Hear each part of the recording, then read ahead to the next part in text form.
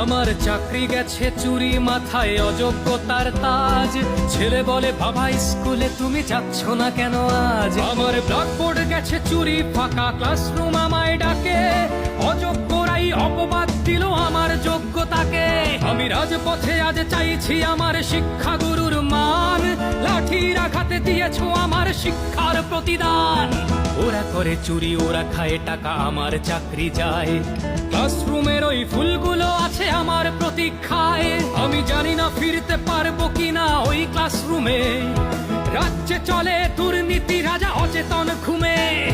Vote bank নিয়ে খুশি রাজা তাই মুক্ত হতে চান। আমার পেটে লাথি মেরে দিল প্রশাসন শিক্ষার প্রতিদান। এই অনাচার সইব না আর মানব না অবিচার।